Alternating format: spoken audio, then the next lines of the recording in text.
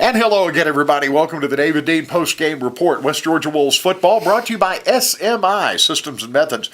And Coach Dean, we had an interesting Saturday in Clinton, Mississippi. Third time in the history of the series, lightning has been a factor in a ball game over there.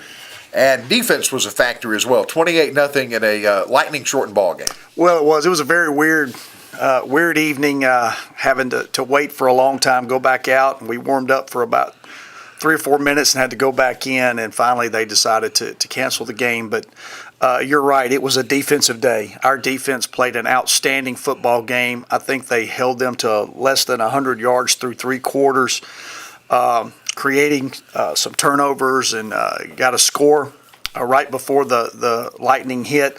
So I was really proud of our defense and the way they played and came out and responded exceptionally well. Kept us in the game, obviously, early on because we were kind of sleepwalking offensively. Defense has been good for the most part this season, but it seems like we're forcing things a little bit more turnovers, even before the scoop and score with Rashad and Ramon. Yeah, I think except for the West Alabama game, we had 3 opportunities to recover a fumble and missed all 3. So it was great to see us finally get that strip there on the quarterback, and Ramon picked that thing up and run it into the end zone for a touchdown. I think that was good for the psyche of our defense. Offensively, it was not as sharp, especially the first quarter. But when you got it going, we moved the ball really well, both in the air and on the ground. Well, we did. Like I said, we were sleepwalking, I think, early on. We had a drop that led to an interception. We had an opportunity to make a first down, and we're doing a little bit too much dancing instead of lowering our shoulder and getting a first down. Then we have a fumble. It was just everything that could have gone wrong went wrong for us offensively. But, again, our defense kept us in the game. And finally, about early in the second quarter, we started getting our rhythm going and started playing much better. Unfortunately, we waited a little bit too late and didn't have a big lead at the half. We only had a 14-0 lead, but we came out and again in the third quarter and ran the ball very well and threw the ball very well. And it wasn't a game of long drives. I think 2 3-play drives and one, I think, was 6 plays. Yeah, it was not the clock eating up drives that you normally see us do, but we did have some big plays that were a part of it. It was good to see Brooks Shannon score a touchdown. He scored our first touchdown on a long ball, about 37, 40 yards, somewhere around in there. And he's had opportunities to score and has slipped and fallen and done different things. So it was good to finally see him get in there. And I think once we got that got us going in our rhythm, and we started playing much better. And you kept feeding the ball to Mr. Jackson again, and 143 yards, a touchdown, no giant 60, 70-yard run. He just kept coming. Yeah, it was a very blue collar type deal with him. He was getting 7-8 yards a pop on some runs. He was getting 2 or 3 yards a pop on some runs, but you could see him begin to establish dominance in that game. And I know they were very concerned with him by the way that they were playing their defense. They were going to try to shut him down. And early on, they did a pretty good job with that. But, again, I think our offensive line, we made some adjustments on some things that we were doing. And Vaught kind of took over that game. And you look and see what he had. He did that in 3 quarters. Right after the scoop and score situation, you had the Lightning came in. We'll get to that in a moment. And one thing I want to mention about Devontae, now 2,300 yards rushing, 6th 100-yard game of his career, and only the 4th player ever at West Georgia with 4,000 all-purpose yards. Wow, that's really amazing, and he's still got a lot of football left this year and next year. So we're really excited about what we're doing with him. We're trying to create him some place to get him in space. Our offensive line's doing a great job of opening up holes, but I think more importantly, he's seeing those holes and he's trusting that those things are going to open up. And he's running the ball very much different than he did in the first part of the season, and that's good to see. We're going to need this down this last 3-game stretch for him to continue to play the way that he is playing. Penalty-wise, one of the cleanest games we've played. Also, a couple of false starts. I figured we're turning your hair a little gray, but otherwise, it was as clean as we've had. Well, it was. Every drive that we had that was very good obviously had no penalties, but we did have a couple of holding calls. We had I think 4 false start penalties, and every time that we had those were drive killers. And number one, we've got to eliminate those penalties, but when we do get those penalties, we got to find a way to fight through that and overcome the mistakes that we make, and that's what we did not do in the Mississippi College game on Saturday. Well, Trey Wiggins kicks an extra point to make it 28-0 about the time the lightning detector goes off in Clinton. It took an hour and a half before they decided that we win and we can go home. What happened? Well, when we went in, they thought it was going to blow by pretty quickly, and we would be back out in about 45 minutes, and the cell kept growing and growing and getting bigger and bigger. And it started pouring down rain, and it was continuing to lightning, and it would drop down. You have to sit out for 30 minutes once you have lightning, and it would drop down to about 13 minutes, and then all of a sudden another lightning bolt would hit. So it would back it back up to 30 minutes again. So it was very frustrating. Our guys handled it very well. We were able to get in there and relax a little bit. We had Tad Blaylock, who is our director of football operations, did a great job. He had a lot of fruit and cookies, and not cookies, but crackers, and all those things in there so our guys could continue to snack. We had bananas in there. So they were able to get refreshed, even though they were not on the field. But they finally allowed us to go back out on the field. We got out there and we warmed up for 3 or 4 minutes, I guess, and then another clap hit.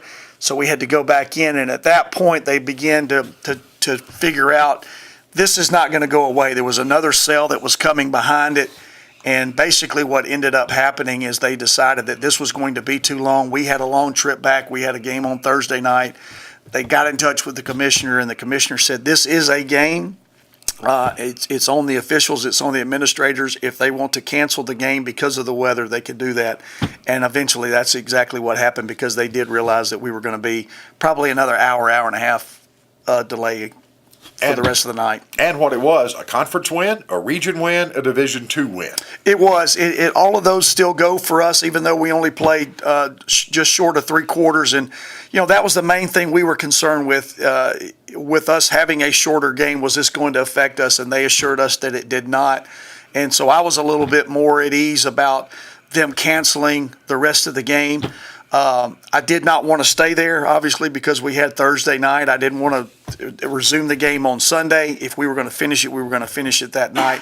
But with us looking ahead to shorter, we needed to get back and start our preparation. So I think the powers that be made the right decision, even though it does hurt. You want your kids to play a 4-quarter game. You want to feel like that you have won a game playing 4 quarters. But I think the right decision was made, because it was going to be a very, very, very long night. And a very quick turnaround, as you said, the Shorter Hawks Thursday night. And that's a challenge. At least it's at home. That's better than a 6-hour bus ride on Wednesday. Well, no question. We've been on the road for 2 straight weeks. We kind of got spoiled early in the year because we played so many games at home. But it's going to be nice to be back here on campus and play in front of the home folks, especially if you're playing on Thursday night. I do not like to travel and play on Thursday night. That's very, very difficult. But we got back about 2:30 on Sunday morning, and we were back in here in the office as coaches, 8 o'clock or so, preparing for shorter.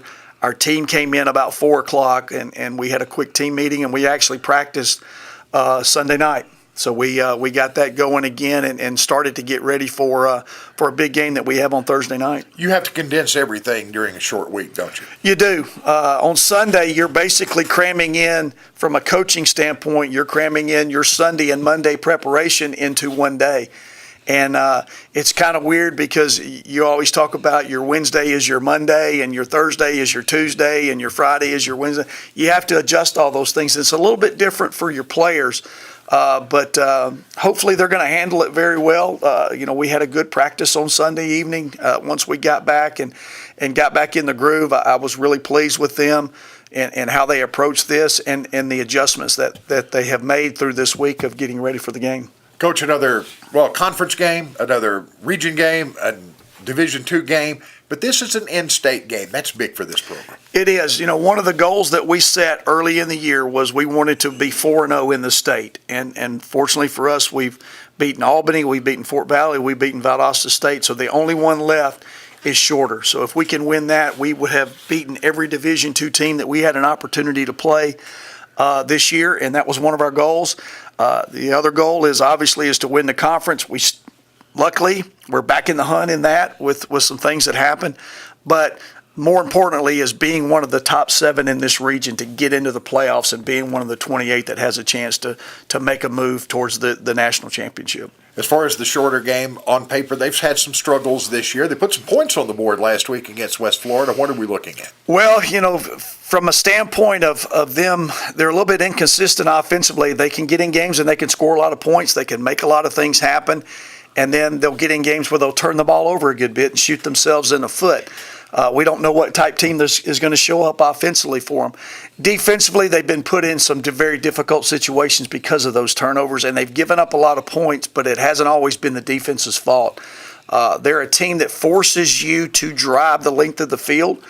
They don't give up a lot of big plays. They've given up a few, but most of the things that you have to do against them is be very methodical in your drives, be very sharp, play after play after play, because they're not going to give up a big play. Thursday night on Rayland Field. Of course, Thursday games can be hard for some to get to. Be great to see our students adopt this ball game and be there in full force. It really will. We would love to have a big crowd, big contingent there to welcome our guys back home, and especially as we're making this push. We've only got 2 home games left that we're guaranteed, and a Thursday night, this is a great time to have the students come out and be a part of us.